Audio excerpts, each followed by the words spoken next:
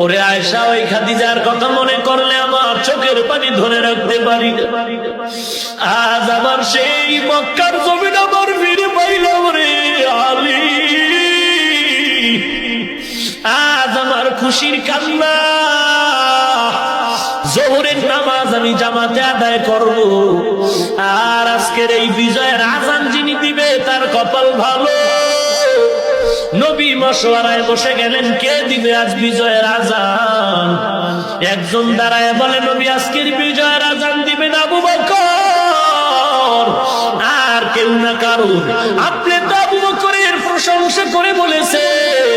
ওই হিজরতের পর নবী যখন ঘর থেকে বেরিয়ে আবু বকরকে গিয়ে আস্তে করে ডাক দিয়েছে, গভীর রাত। আবু বকর দরজা খুলে, লাব্বাইক ওয়া সাদাইক ইয়া রাসূলুল্লাহ। আমি আস্তে ডাক দিলাম, আপনি কি ঘুমান?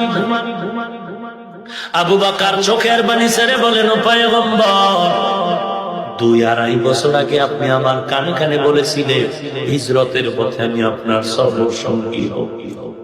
ও নবী, আল্লাহর জাতের কসম, ওই দিন থেকে আমি যতই ব্যস্ত থাকি, রাতের বেলা একটা সেকেন্ডের জন্য আমি ঘুমাই না। দরওয়াজার কিনারা অপেক্ষা করি। নবীও শুনে অবাক হয়ে গেল। ওরে আবু বকর, এগুলো কি করে সম্ভব? আবু বকর কান্না করে বলেন, আমি আবু বকর একা ঘুমাই না তা না, আমার ঘরে আমার ছোট মেয়ে আসমাও ঘুমায় না। প্রত্যেক রাত্র নাস্তা বানায় অপেক্ষা করে নবী আসবে, মদিনার লম্বা পথে নাস্তা দি। ওরে নবী, আমার মেয়েটাও ঘুমায় না। আজকে 2-2.5 বছর আমি আবু বকর রাত্রে ঘুমাই না রে নবী। আমার মেয়ে আসমাও ঘুমায় না রে নবী। ওরে নবী, একটু খুঁটির গোড়ায় তাকে দেখেন। ওই খুঁটির গোড়ায় আমরা মদিনায় যাওয়ার জন্য একটা উট কিনেছি, ওই উটও ঘুমায় না।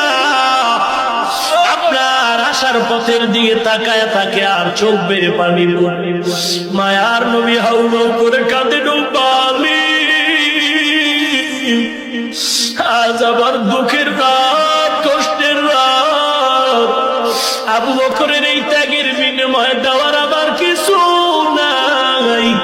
তবে আমি আজ একটু দোয়া করি, আল্লাহ, এই আবু বকরের সফর শুরু হলো, মদিনা পর্যন্ত সফর শেষ না। ও আল্লাহ, তুমি কবুল করে নাও। আবু বকরের সফর শেষ হবে জান্নাতের মেহমানখানা। আবু বকর দিবে আজ বিজয়ের আজান। বসেন, আর একজন দাঁড়ায় বলে, ও নবী, বিজয়ের আজান দিবেন ওমর, কারণ আপনিই বলেছেন, লাউ কানা বাদি নবিয়্যুন লাকানা ওমর। আল্লাহ আপনার পরে নবী বানাই